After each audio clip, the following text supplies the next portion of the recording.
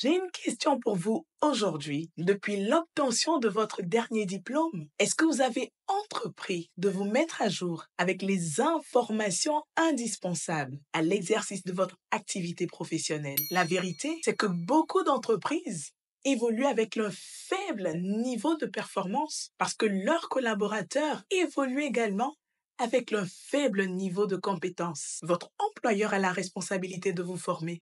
Je suis parfaitement d'accord avec vous. Mais ce qui est vrai, c'est qu'avant l'entreprise, vous êtes les premiers bénéficiaires de cet investissement intellectuel. Quand vous intégrez de nouveaux savoir-faire, de nouvelles compétences, à ce moment-là, de nouveaux chemins s'ouvrent devant vous. La formation vous permet de vous réinventer. Alors, salut à tous, bienvenue sur Light in the Night. Pour ceux qui nous retrouvent pour la première fois sur cette chaîne, je suis Rachel Fanga, consultante en ressources humaines, et je vous aide à retrouver du sens dans vos activités professionnelles et développer votre leadership pour une carrière épanouissante. Pour ceux qui le désirent et qui veulent aller plus loin, nous vous offrons des séances de coaching, un appel découverte de 30 minutes dans lequel je prendrai le temps d'analyser votre situation actuelle et de vous fournir les meilleures recommandations. N'hésitez pas à bloquer votre rendez-vous dans notre agenda. Vous trouverez le lien en description. C'est totalement gratuit.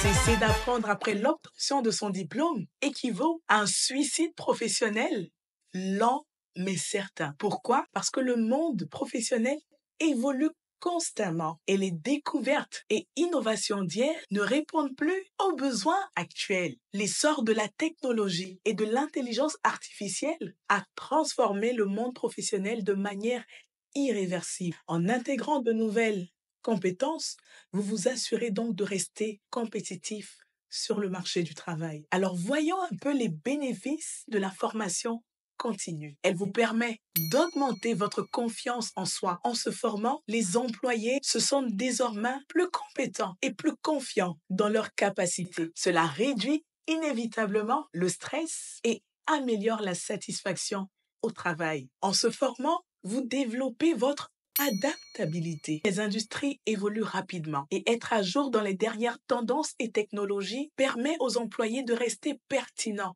et de s'adapter aux différents changements dans leur domaine. Mieux vous être bien préparé que pas assez, n'est-ce pas? Et la formation continue vous permet en troisième lieu, de vous préparer à l'adversité, qu'il s'agisse de défis techniques ou de restructuration économique. En vous formant, vous serez prêt à affronter ces différentes incertitudes du monde professionnel. Alors, ce que je vous conseille aujourd'hui, c'est de devenir votre propre université. Oui, que ce soit en voiture, en salle de sport, en salle d'attente, en marchant ou même aux toilettes, vous avez la possibilité de vous former. Aujourd'hui, avec l'avènement d'Internet, le savoir est disponible partout. La difficulté, c'est la discipline pour pouvoir l'assimiler. Voyons maintenant les conséquences de l'absence de formation continue. Imaginons un licenciement pour motif économique qui vous oblige à quitter cette entreprise dans laquelle vous étiez installé dans une douce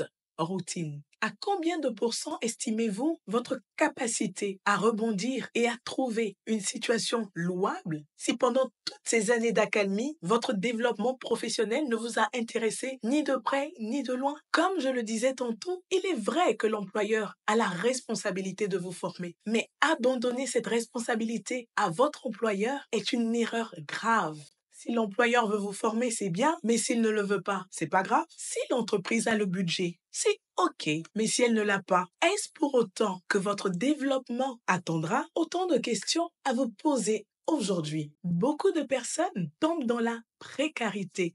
Malheureusement, face à cette désillusion, chers professionnels, réalisez que vous êtes l'acteur principal de votre carrière. On parle de quoi? 30, 40, 50 ans? Il y a des sacrifices qui sont nécessaires lorsque l'on ambitionne de parvenir à l'excellence. Ce qui est semé en vous portera forcément ses fruits en sa saison. Même si vous quittez votre entreprise de votre propre chef, vous partirez avec votre savoir et les compétences accumulées. Alors, ce que je vous recommande aujourd'hui, à l'instar des entreprises, établissez votre propre plan de formation et investissez dans sa réalisation. Voici 5 petites étapes pour y parvenir. La première étape, identifiez vos compétences actuelles et déterminez les domaines où vous avez besoin d'amélioration.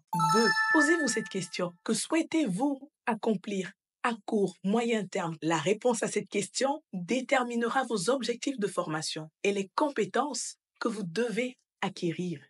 3. Identifiez les ressources qui pourraient vous permettre d'atteindre vos objectifs. Cela peut inclure des cours en ligne, des ateliers, des conférences, des séminaires, des séances de coaching ou des livres. 4.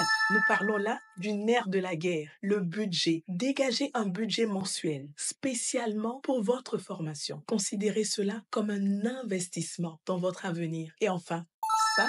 Évaluez régulièrement vos progrès et ajustez votre plan de formation en conséquence. Voici, c'était tout pour aujourd'hui. Je vous encourage vivement à poser ces quelques actions qui feront la différence dans votre parcours professionnel parce que it's time to work.